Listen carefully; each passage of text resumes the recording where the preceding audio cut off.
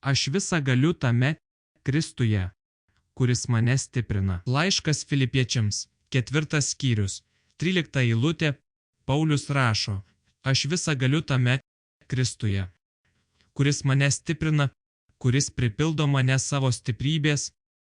Laiškas Filipiečiams, 4 skyrius, 13 eilutė, papildyta MPC.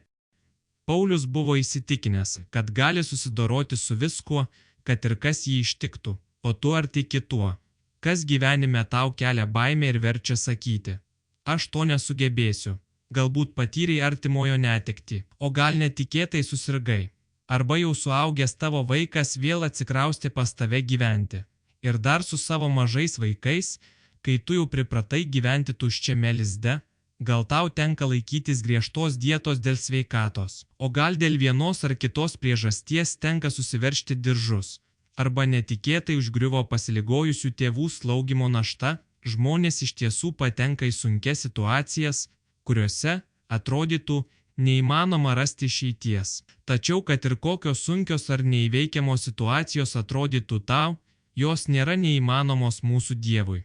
Jis gali patenkinti tavo reikmes.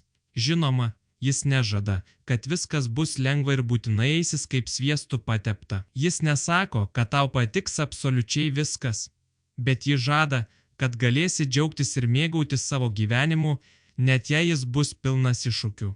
Paklausi, kaip taip gali būti? Juk jis sustiprins tave savo jėga. Pritrūkęs grynųjų išsiimi jų iš bankomato. Pritrūkus degalų, vyksti į degalinę. Prispaudus gyvenimui, skubėk pas Dievą ir semkis iš jo stiprybės, jėgos, malonės, meilės, prašyk jo vedimo. Klausimai apmąstymui ir pritaikymui. Kokia situacija tavo gyvenime šiuo metu labiausiai tave verčia jaustis bejėgiu ir ar leidi savo kreiptis į Dievą pirmiausiai, o ne galiausiai? Paulius buvo tikras, kad Kristus jį stiprina ne kai kuriais atvejais, bet visada. Ar tavo tikėjimas toks pat konkretus ir drąsus? Šiandien, kai pajusi, kad jėgų trūksta, sustok bent minutei, prisimink šią eilutę ir paprasčiausiai paprašyk Dievo pagalbos. Pagalvok apie vieną konkretų savo gyvenimo iššūkį ir užsirašyk, kaip atrodytų tas iššūkis, jei iš tiesų patikėtum, kad Kristus tave stiprina. Kas tuomet pasikeistų tavo požiūryje ar veiksmuose? Baigiamoji mintis. Bankomatas nespausdina pinigų pats, kažkas jį pripildo, ir tu neturi gyventi tuščias. Dievas jau pasiruošęs tau duoti, tau tereikia tik prie jo prieiti.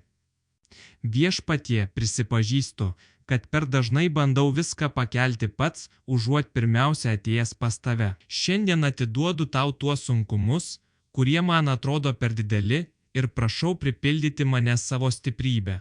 Tikra jėga kasdieniam gyvenimui. Padėk man gyventi taip, kad galėčiau sėkmingai vykdyti tavo valią.